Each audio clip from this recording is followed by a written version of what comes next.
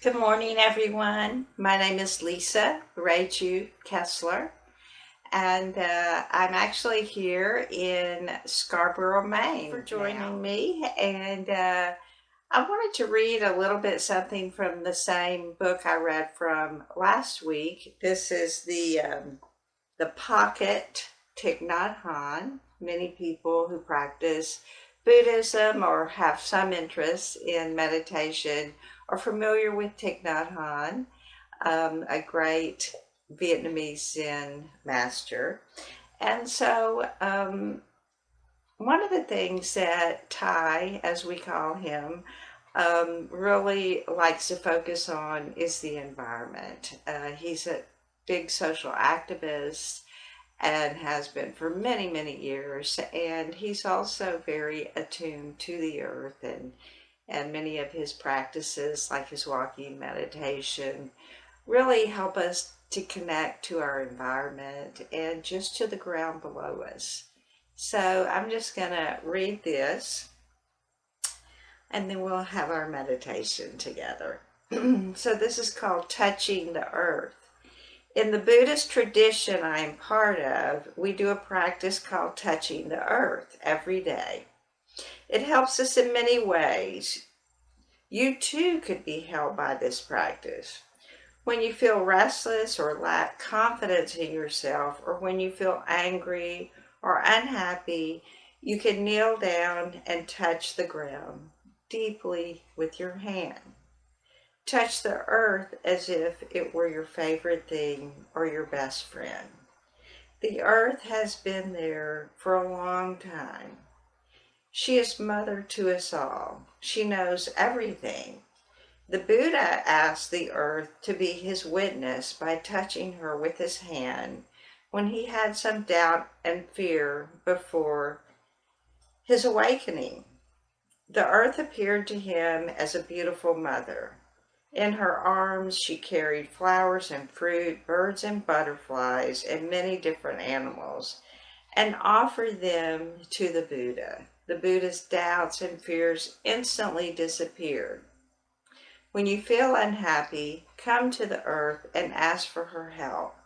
Touch her deeply, the way the Buddha did. Suddenly you too will see the earth with all her flowers and fruit, trees and birds, animals, and all the living beings that she has produced. All these things she offers to you. You have more opportunities to be happy than you ever thought. The earth shows her love to you and her patience. The earth is very patient. She sees you suffer, she helps you, and she protects you. When we die, she takes us back into her arms.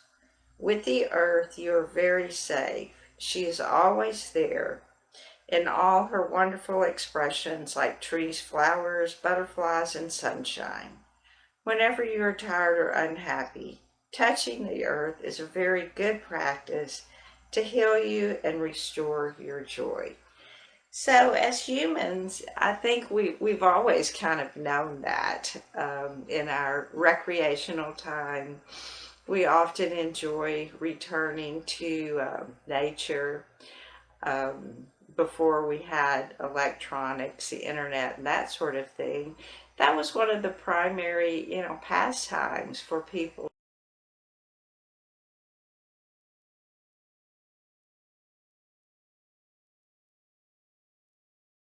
Swimming in a creek or pond. Um, so this is something that's been with us for a very long time. Unfortunately, though, I think to a large degree, humans lost touch with nature and with the environment. And of course, we see that in our climate crisis that we have right now. But often, we don't make direct contact with the earth below us, taking off our shoes, walking on the dirt, in the grass. Of course, that can be kind of tough on our feet because most of us have some pretty tender feet, and we tend to stay on the concrete and on the pathways. One of the things I've been doing since I'm here close to the ocean is a walking barefoot on the beach. And it's such a beautiful experience, letting my feet get a little bit wet or just feeling the sand as it creeps around my toes. It's just a beautiful feeling. Pretty soon it may be a bit too cold for me to do that. Maybe I'll still get brave and take my shoes off for a few minutes just to make sure that I make that contact with the ground. And of course, you know, inside our houses, we don't have that direct contact, but at the same time, we can visualize how the floor below us connects to the ground below us, and how the ground connects us to all other living beings, trees and plants, everything else in the world that we are connected to through Mother Earth.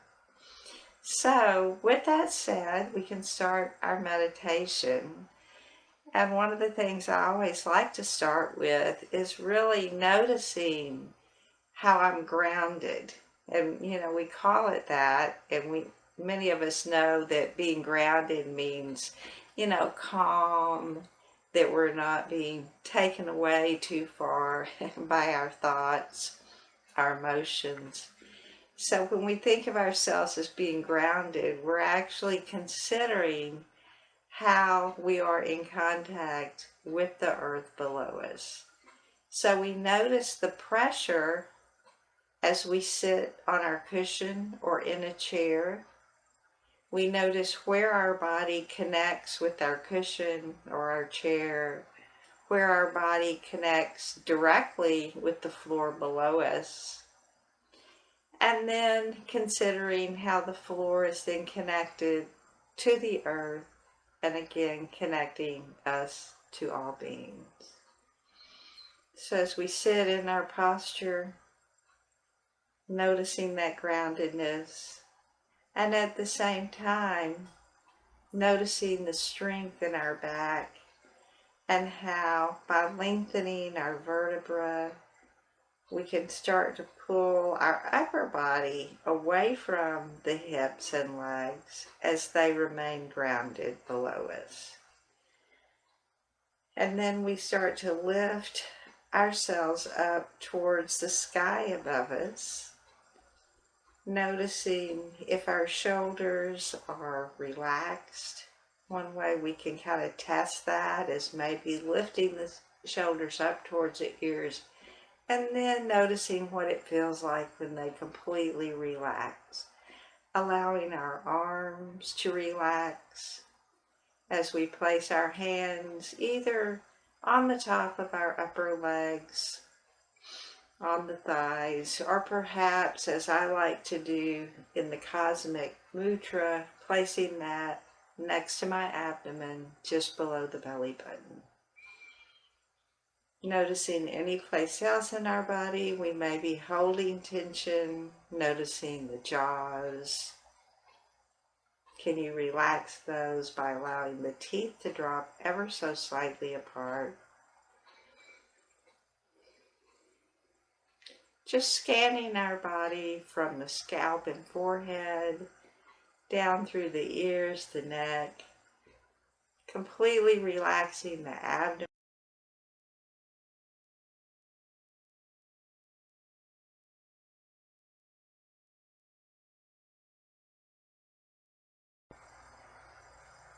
And as you begin to focus on your breath, perhaps you can breathe in, focusing on that part of the body that's tense.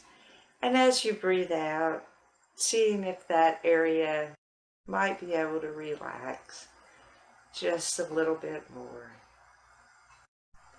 Using only the muscles that you need to use to hold your back straight and strong. And if you're sitting on the floor, allowing your feet to connect with the floor below you, flat on the floor, about hip distance apart. Opening the heart, again relaxing the abdomen, as we simply notice how the breath enters our body and with very little effort on our part, leaves our body when it's ready and allows the next breath to enter. Perhaps we even notice how the breath connects us to our environment, knowing that the breath we breathe in is the same air that has been breathed by everybody else, every other breathing animal that has ever inhabited the earth.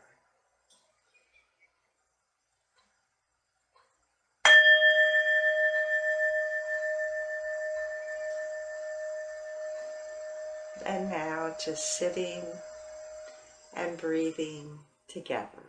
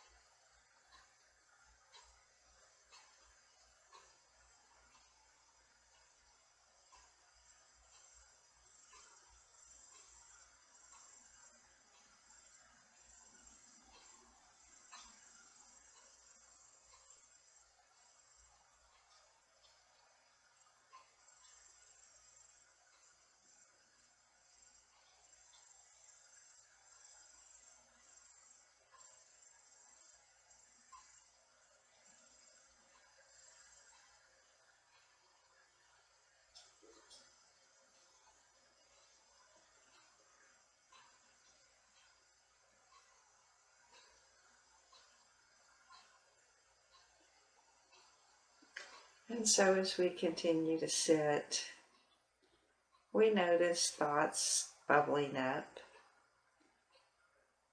And we really don't have to get attached to those thoughts. When we get attached, especially when we attach emotion to our thoughts, they kind of overtake us.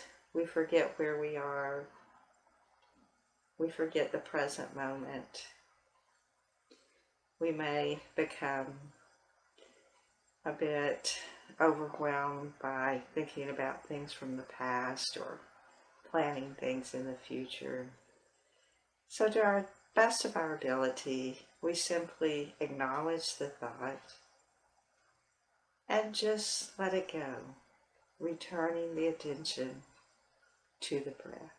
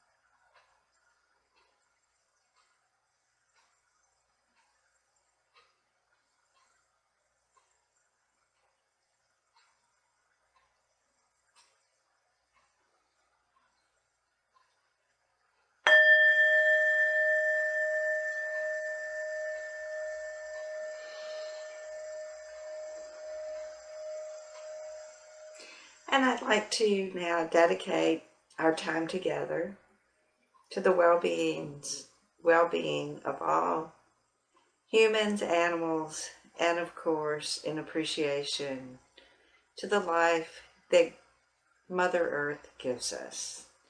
I would like to still encourage you to see if you might be able to have a daily meditation practice. And if this is something that seems kind of difficult to you, try just starting with about 10 minutes of just sitting quietly and following your breath. And often that works well for us when we first get up in the morning, right before we go to bed at night, or even during some of those difficult transitions, like getting home from work and starting our day. And if 10 minutes works for you and you're able to complete that, you can consider adding a few more minutes to that. Or just keeping it at 10 minutes if that's what you prefer. So it's just something to consider, and I hope you have a beautiful day, and perhaps I'll see you next week. Thank you.